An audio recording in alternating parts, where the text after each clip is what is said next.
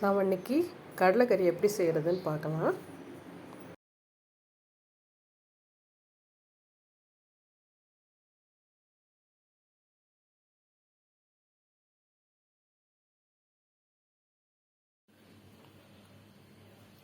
சுண்டல் நல்லா ஊறிடுச்சுங்க. இனி வேக வச்சு எடுத்துக்கலாம்.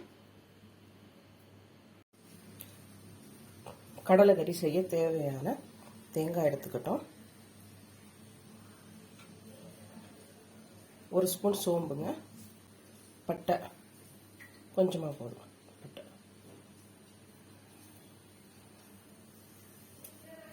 2 ஏலக்காய்,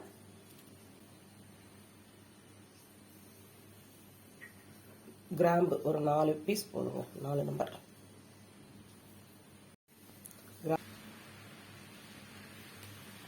ஒரே ஒரு அன்னாசி பூ, அவ்வளோ. சுண்டல் வேக வச்சு எடுத்துக்கிட்டோம். கருப்பு சுண்டல் தான் நல்லாயிருக்கும். கருப்பு சுண்டல் உடம்பு ஆரோக்கியத்துக்கு ரொம்ப நல்லதுங்க. கடாய் சூடாயிடுச்சுங்க. தேங்காய் போட்டு நல்லா வறுத்துக்கலாம்.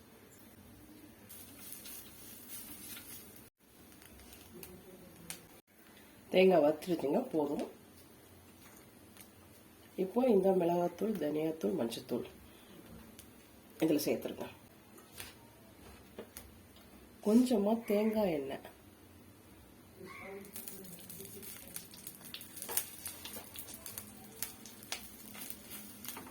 இந்த பச்சை வாசனை கொஞ்சம் போகணும். மிளகாத்தூள், தனியாத்தூள் சேர்த்தோம் இல்லையா, அதில் இருக்கிற பச்சை வாசனை போகணும். கொஞ்சம் கிளறி விடுங்க.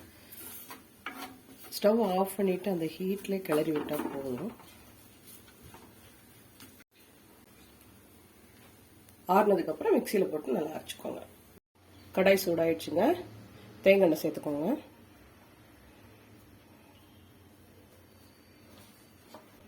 எண்ணெய் சூடாயிடுச்சு. கடுகு போட்டுக்கோங்க. கடுகு வெடிக்கட்டும். கடுகு வெடிச்சிடுச்சு. 2 காஞ்ச மிளகாய், வெங்காயம், கருவேப்பிலை போட்டு நல்லா வதக்கிடுங்க.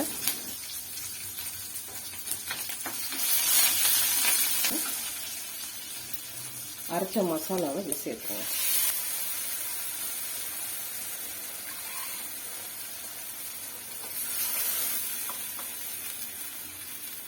உப்பு தேவையான அளவு,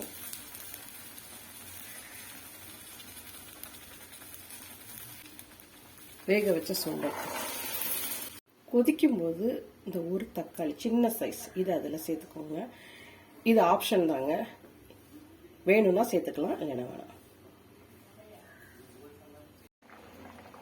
நல்லா கொதிச்சிருச்சுங்க, போதும், நம்ம இறக்கிடலாம்.